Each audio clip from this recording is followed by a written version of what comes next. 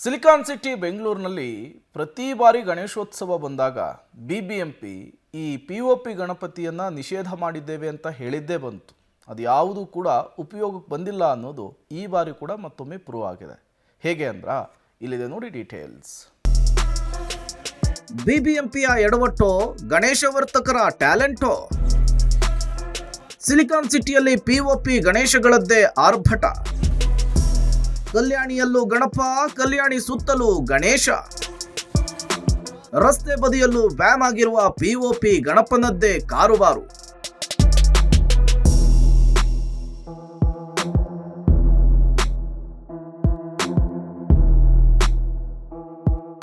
ರಾಜ್ಯ ಸರ್ಕಾರ ರಾಜ್ಯದಲ್ಲಾಗ್ತಾ ಇರುವ ಮಾಲಿನ್ಯದ ದೃಷ್ಟಿಯಿಂದ ಅದರಲ್ಲೂ ಪಿಒಪಿಗಳಿಂದ ಮಾಡುವ ವಕ್ರತುಂಡದ ಮೂರ್ತಿಗಳನ್ನ ಮಾರೋದು, ಕೂರಿಸೋದು, ವಿಸರ್ಜನೆ ಮಾಡೋದನ್ನ ನಿಷೇಧಿಸಲಾಗಿದೆ. ಈ ಸಲ ಗಣೇಶ ಹಬ್ಬಕ್ಕೂ ಮೊದಲು ಬಿಬಿಎಂಪಿ ಅಧಿಕಾರಿಗಳು ಪಿಒಪಿ ಗಣೇಶನನ್ನ ಮಾರಾಟ ಮಾಡುವ ಸ್ಥಳಗಳಿಗೆ ಭೇಟಿ ಕೊಟ್ಟು ಫೈನ್ ಹಾಕಿ ಕೆಲ ಮಳಿಗೆಗಳನ್ನ ಸೀಸ್ ಕೂಡ ಮಾಡಿಸಿದ್ರು.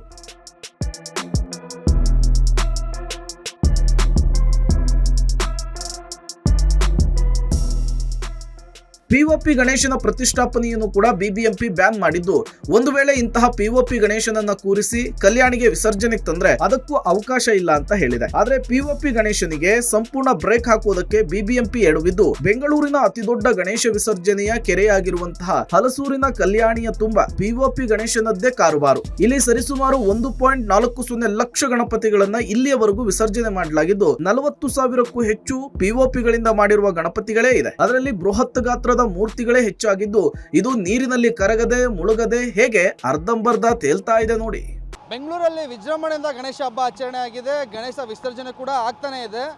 ಆದರೆ ಪಿಒಪಿ ಗಣೇಶಗಳು ಇನ್ನೂ ಸಹ ಜೀವಂತವಾಗಿದೆ. ನಿಮಗೆ ದೃಶ್ಯಗಳಲ್ಲಿ ತೋರಿಸ್ತಾ ಇದ್ರ ಬಗ್ಗೆ ಹೇಳ್ತಾ ಹೋಗ್ತೀನಿ. ಬಿಬಿಎಂಪಿ ಈಗಾಗಲೇ ಪಿಒಪಿ ಗಣೇಶನ ಬ್ಯಾನ್ ಮಾಡಿ ಬಹಳ ವರ್ಷಗಳೇ ಆಗೋಯ್ತು. ರಾಜ್ಯದಲ್ಲಿ ಪರಿಸರಕ್ಕೆ ಹಾನಿಯಾಗುತ್ತೆ, ನೀರಲ್ಲಿ ಕರಗಲ್ಲ ಅನ್ನೋ ಕಾರಣಕ್ಕೆ ಪಿಒಪಿ ಗಣೇಶಗಳನ್ನ ಬ್ಯಾನ್ ಮಾಡಿದೆ. ಈ ಗಣೇಶ ಹಬ್ಬಕ್ಕಿಂತ ಮುಂಚೆನೇ ಪಿಒಪಿ ಗಣೇಶ ತಯಾರಕರ ಮೇಲೆ ಬಿಬಿಎಂಪಿ ಕಾರ್ಯಾಚರಣೆ ಮಾಡಿ ಸಾಕಷ್ಟು ಭಾಗದಲ್ಲಿ ಪಿಒಪಿ ಗಣೇಶಗಳನ್ನು ವಶಪಡಿಸುವಂಥದ್ದು, ಅವ್ರ ಮೇಲೆ ಕ್ರಮ ಕೈಗೊಳ್ಳುವಂಥದ್ದು ನಡೀತು. ಆದರೆ ನಾವೀಗ ಹಲಸೂರು ಕೆರೆಯಲ್ಲಿ ದೃಶ್ಯಗಳನ್ನು ನೋಡ್ತಿದ್ದೀರಾ, ಸಾಕಷ್ಟು ಪಿಒಪಿ ಗಣೇಶಗಳು ನೀರಲ್ಲಿ ತೇಲ್ತಿರುವಂಥದ್ದು. ಅಂದರೆ ಗಣೇಶನ ಪ್ರತಿಷ್ಠಾಪನೆ ಮಾಡಿದ್ದಾರೆ, ಗಣೇಶನ ಅದ್ದೂರಿಯಾಗಿ ಮೆರವಣಿಗೆ ಮಾಡಿ ಈಗ ಕೆರೆಗೆ ತಂದು ಹಾಕಿದ್ದಾರೆ. ಆದರೆ ಅದು ನೀರಲ್ಲಿ ಮುಳುಗದೆ ಅದನ್ನು ಎತ್ತಿ ಹಾಕೋದೇ ದೊಡ್ಡ ಕೆಲಸ ಆಗೋಗಿದೆ. ನೋಡ್ತಿದ್ದೀರಾ, ಸಾಕಷ್ಟು ಹಲಸೂರು ಕೆರೆಯಲ್ಲಿ ಅರ್ಧ ಮುಳುಗಿರುವಂಥದ್ದು. ಈ ಗಣೇಶಗಳು ಏನು ಕಾಣಿಸ್ತಿದೆ ಇವೆಲ್ಲ ಪಿಒಪಿ ಗಣೇಶಗಳಲ್ಲೂ ಪಿಒಪಿ ಗಣೇಶನ ಹೊರತುಪಡಿಸಿ ಉಳಿದಂಥ ಗಣೇಶಗಳನ್ನು ಎತ್ತೋದು ಅಥವಾ ನೀರಲ್ಲಿ ಆರಾಮಾಗಿ ಮಣ್ಣಿನ ಗಣೇಶ ಆದರೆ ನೀರಲ್ಲಿ ಕರಗುತ್ತೆ. ಆದರೆ ಈಗೇನು ಪಿಒಪಿ ಗಣೇಶಗಳಲ್ಲಿ ಕಾಣಿಸ್ತಿದೆ ಅದು ನೀರಲ್ಲಿ ಕರಗೋದಿಲ್ಲ, ಅರ್ಧ ಮುಳುಗುತ್ತೆ. ಅದನ್ನು ಎತ್ಕೊಬಂದು ದಡಕ್ಕೆ ಹಾಕುವುದಕ್ಕೆ 2 ಕ್ರೇನ್ಗಳನ್ನ ಬಳಸ್ಕೊಂಡಿದ್ದಾರೆ. ಸಾಕಷ್ಟು ಈ ಪಿಒಪಿ ಗಣೇಶಗಳನ್ನು ಹೊರ ಹಾಕೋದೇ ದೊಡ್ಡ ಮಟ್ಟದ ಕೆಲಸಗಳಾಗೋಗಿದೆ. ನೋಡ್ತಿದ್ದೀರಾ, ಹಲಸೂರಲ್ಲಿ ಏನು ಕಲ್ಯಾಣಿ ಮಾಡಿದ್ದಾರೆ, ಈ ಕಲ್ಯಾಣಿ ತುಂಬ ಈಗ ಅರ್ಧ ಮುಳುಗಿರುವಂತಹ ಪಿಒಪಿ ಗಣೇಶಗಳೇ ಕಾಣಿಸ್ತಾ ಇದೆ. ಪಿಒಪಿ ಗಣೇಶ ಮ್ಯಾನುಫ್ಯಾಕ್ಚರ್ ಜಾಗದಲ್ಲೇ ಬ್ಯಾನ್ ಮಾಡಿ ಎಲ್ಲೂ ಕುಣಿಸದೇ ಇರೋ ಥರ ಮಾಡಬೇಕಾದಂಥ ಕೆಲಸ ಬಿಬಿಎಂಪಿ ಮಾಡಬೇಕಾಗಿದೆ. ಇದು ನಮಗೆ ಹಲಸೂರು ಲೇಕಲ್ಲಿ ಸದ್ಯಕ್ಕೆ ಕಾಣಿಸ್ತಿರುವಂಥ ದೃಶ್ಯಗಳು. ಈ ರೀತಿಯ ದೃಶ್ಯಗಳು ಎಲ್ಲ ಕಡೆ ಕಾಣಿಸ್ತಿದೆ. ಪಿಒಪಿ ಗಣೇಶಗಳನ್ನು ಬ್ಯಾನ್ ಮಾಡಿದರೂ ಸಹ ಕೂರಿಸುವಂಥದ್ದು, ಅದನ್ನು ವಿಸರ್ಜನೆ ಮಾಡುವಂಥ ಕೆಲಸಗಳಾಗ್ತಿರುವಂಥದ್ದು. ಇದು ಹಲಸೂರಿನ ಕಥೆಯಾದ್ರೆ, ಬೆಂಗಳೂರು ದಕ್ಷಿಣ ಭಾಗದ ಯಡಿಯೂರು ಕೆರೆಯ ಕಲ್ಯಾಣಿಯಲ್ಲೂ ಕೂಡ ಪಿಒಪಿ ಗಣಪನದ್ದೇ ಕಾರುಬಾರು. ಇಲ್ಲಿ ಹೊರಗೆ ಪಿಒಪಿ ಗಣೇಶನನ್ನ ವಿಸರ್ಜನೆ ಮಾಡೋದಿಲ್ಲ ಅಂತ ಹೇಳಿ ನೋಟಿಸ್ ಹಾಕಿದ್ರು, ಭಕ್ತರ ಭಾವನೆಗಳ ಜೊತೆಗೆ ಹೀಗೆ ಮಾಡೋದು ಸರಿಯಲ್ಲ ಅಂತ ಹೇಳಿ ಕಲ್ಯಾಣಿಗೆ ಬಿಡದೆ 3 ಸಲ ಮುಳುಗಿಸಿದ ಬಳಿಕ ಒಂದು ಕಡೆ ಶೇಖರಣೆ ಮಾಡಿ ಆನಂತರ ಅದನ್ನ ಬೇರೆ ಕಡೆಗೆ ಸಾಗಿಸಲಾಗುತ್ತೆ. ಹೇಗಿದೆ ಕಲ್ಯಾಣಿ ಬಳಿಯ ಪರಿಸ್ಥಿತಿ ಅನ್ನೋದನ್ನ ನೀವೇ ನೋಡಿ. ಬೆಂಗಳೂರಲ್ಲಿ ಪಿಒಪಿ ಗಣೇಶಗಳನ್ನು ಬ್ಯಾನ್ ಮಾಡಿ, ಬೆಂಗಳೂರು ಮಾತ್ರ ಅಲ್ಲ ರಾಜ್ಯದಲ್ಲೇ ಪಿಒಪಿ ಗಣೇಶಗಳನ್ನು ಬ್ಯಾನ್ ಮಾಡಿದ್ದಾರೆ. ಆದರೆ ಗಣೇಶ ಹಬ್ಬದ ಪ್ರಯುಕ್ತ ಪಿಒಪಿ ಗಣೇಶಗಳ ತಯಾರಿಕೆನೂ ಆಗಿದೆ. ಇಲ್ಲಿವರೆಗೂ 1.5 ಲಕ್ಷಕ್ಕೂ ಹೆಚ್ಚು ಗಣೇಶಗಳನ್ನು ವಿಸರ್ಜನೆ ಮಾಡಿದೆ. ಇದರಲ್ಲಿ 50ರಿಂದ 60ರಷ್ಟು ಗಣೇಶಗಳು ಮಣ್ಣಿಂದ ಇತ್ತು. ಅಂದರೆ 25ರಿಂದ 30, 40ರಷ್ಟು ಗಣೇಶಗಳು ಪಿಒಪಿ ಗಣೇಶಗಳು. ನಿಮಗೇನು ಗಣೇಶನ ವಿಗ್ರಹಗಳಿಗೆ ಕಾಣಿಸ್ತಿದೆ, ಇದು ಯಾವುದೂ ನೀರಲ್ಲಿ ಇವರು ಮುಳುಗಿಸಿಲ್ಲ. ಇಲ್ಲಿನ ಏನು ಸ್ವಯಂ ಸಿಬ್ಬಂದಿಗಳಿದ್ದಾರೆ ಅಥವಾ ಬಿಬಿಎಂಪಿ ಸಿಬ್ಬಂದಿಗಳು ಇಲ್ಲಿ ಕಲ್ಯಾಣಿಗೆ ಗಣೇಶನ ಏನು ಹಾಕ್ತಿದ್ದಾರೆ, ಅವ್ರು ಯಾರೂ ಇದನ್ನು ನೀರಲ್ಲಿ ಮುಳುಗಿಸಿಲ್ಲ. ಕಾರಣ ಇಷ್ಟೇ, ಅದು ಪಿಒಪಿ ಗಣೇಶಗಳು, ಅದು ನೀರಲ್ಲಿ ಕರಗೋದಿಲ್ಲ. ಹಾಗಾಗಿ ಅದನ್ನು ಹೊರಗಿಟ್ಟಿರುವಂಥದ್ದು. ಇಲ್ಲಿ ನೋಡ್ತಿದ್ದೀರಲ್ಲಿ ದೊಡ್ಡ ಗಣಪತಿಗಳು ಸಹ ಇದೆ, ಅದನ್ನು ಎತ್ಕೊಂಡು ಹೋಗಿ ಇಡುವಂಥ ಕೆಲಸ ಮಾಡ್ತಿದ್ದಾರೆ.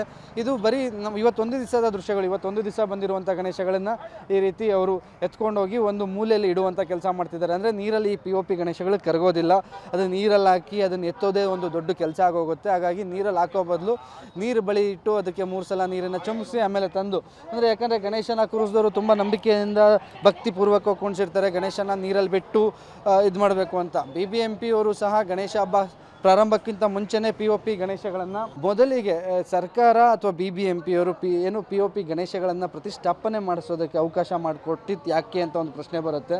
ಜೊತೆಗೆ POP ಗಣೇಶಗಳನ್ನು ತಯಾರಿಕೆ ಘಟ್ಟದಲ್ಲೇ ತಡೆಯುವಂಥ ಕೆಲಸ ಆಗಲೇಬೇಕು. ಯಾಕಂದರೆ ಕಳೆದ 6-7 ವರ್ಷದಿಂದ POP ಗಣೇಶನ ಬ್ಯಾನ್ ಮಾಡಲಾಗಿದೆ. ಆದರೂ ಸಹ ಪ್ರತಿ ವರ್ಷ ಗಣೇಶ ವಿಸರ್ಜನಾ ಸಂದರ್ಭದಲ್ಲಿ ಈ ರೀತಿ POP ಗಣೇಶಗಳು ಕೆರೆಗಳ ಹತ್ರ ಬಂದು ಕಲ್ಯಾಣಿಗಳ ಹತ್ರ ಬಂದು ಶೇಖರಣೆ ಆಗೋದು ಕಾಣ್ತಾನೆ ಇದ್ದೀವಿ. ಇನ್ನು ನಗರದ ದೊಡ್ಡ ಬೊಮ್ಮಸಂದ್ರ ಕೆರೆಯ ಮುಂಭಾಗದಲ್ಲಿ ರಸ್ತೆಯಲ್ಲಿ ಕಸದ ತೊಟ್ಟಿಯಲ್ಲಿ ರಾಶಿ ರಾಶಿ POP ಗಣೇಶ ಮೂರ್ತಿಗಳು ಸಿಕ್ಕಿವೆ. ಕೆರೆಯ ಕಲ್ಯಾಣಿಯಲ್ಲಿ ಕೇವಲ ಮಣ್ಣಿನ ಮೂರ್ತಿಗಳ ವಿಸರ್ಜನೆಗೆ ಮಾತ್ರ ಅವಕಾಶ ಇರುವುದರಿಂದ POP ತಂದಂತಹ ಜನರು ಹಾಗೂ ಗಣೇಶೋತ್ಸವ ಕಮಿಟಿಯವರು ಕೆರೆಯ ಮುಂಭಾಗದಲ್ಲಿ POP ಗಣೇಶನನ್ನು ಇಟ್ಟು ಹೋಗಿದ್ದಾರೆ. ಹೋಗ್ತಾ ಇದ್ದಾರೆ ಮೇಡಮ್, ಅದು ನಾವು ಮಣ್ಣಿನ ಗಣೇಶ ಮಾತ್ರ ನೀರಿಗೆ ಬಿಡ್ತಾ ಇರೋದು, ಮಿಕ್ಕಿದೆಲ್ಲ ಬಂದು ಅವ್ರು ಆಚೆ ಇಟ್ಬಿಟ್ಟು ಹೋಗ್ತಾ ಇದ್ದಾರೆ. BBMP ರೂಲ್ಸ್ ಪ್ರಕಾರ ನಮ್ಮ POP ಗಣೇಶ ಒಳಗಡೆ ಬಿಡಂಗಿಲ್ಲ. ನಾವು ಅವ್ರಿಗೆ ಹೇಳಿದ್ರು ಎಷ್ಟು ಹೇಳಿದ್ರು ತರ್ತಾರೆ, ನಾವು ಬಿಡಲ್ಲ ಅಂದರೆ ಇಲ್ಲಿ ಆಚೆ ಇಟ್ಬಿಟ್ಟು ಹೋಗ್ತಾರೆ ಮೇಡಮ್. ಕೆಲವು ಗಲಾಟೆ ಮಾಡ್ತಾರೆ ಬಿಡಿ ಅಂತ, ನಾವು ಬಿಡಲ್ಲಪ್ಪ BBMP ರೂಲ್ಸ್ ಪ್ರಕಾರ ಬಿಡಂಗಿಲ್ಲ ನಾವು ಅಂತ ಹೇಳ್ತಾ ಇದೀವಿ. ಆದ್ರೂ ಆಚೆ ಇಟ್ಬಿಟ್ಟು ಹೋಗ್ಬಿಡ್ತಾರೆ ಮೇಡಮ್. ಮತ್ತೆ ಎಲ್ಲನೂ ತಗೊಂಡೋಗಿ ಹೊರಗಡೆ ಬೇರೆ ಕಡೆ ಎಲ್ಲ ಹಾಕ್ತೀವಿ ಮೇಡಮ್ ಅಷ್ಟೇ ತಗೊಂಡೋಗಿ. ಇದನ್ನೆಲ್ಲ ಮುಗಿದಾದ್ಮೇಲೆ ಗಾಡಿ ತರಿಸಿ ಎಲ್ಲ ಲೋಡ್ ಮಾಡಿಸಿ ಬೇರೆ ಕಡೆಗೆಲ್ಲ ಲಿಫ್ಟ್ ಮಾಡಿಸ್ತೀವಿ ಅಷ್ಟೇ. ಒಟ್ನಲ್ಲಿ ಗಣೇಶ ಹಬ್ಬಕ್ಕಾಗಿ ಲಕ್ಷಾಂತರ ರೂಪಾಯಿ ಖರ್ಚು ಮಾಡಿ ಅಲಂಕಾರ ಮಾಡಿ ಪ್ರಸಾದ ಹಾಕೋ ಜನ ಕೊನೆಯಲ್ಲಿ ಗಣಪನನ್ನ ಈ ರೀತಿಯಾಗಿ ಬೀಳ್ಕೊಡೋದು ನಿಜಕ್ಕೂ ಕೂಡ ವಿಪರ್ಯಾಸ. ಮುಂದಿನ ವರ್ಷವಾದ್ರೂ ಜನ POP ಬಿಟ್ಟಾಕಿ ಮಣ್ಣಿನ ಗಣೇಶನಿಗೆ ಜೈ ಅನ್ಲಿ ಅನ್ನೋದೇ ನಮ್ಮ ಕಳಕಳಿ. ಮಾರುತಿ ಜೊತೆಗೆ ಅರುಣ, ಪಬ್ಲಿಕ್ ಟಿವಿ, ಬೆಂಗಳೂರು.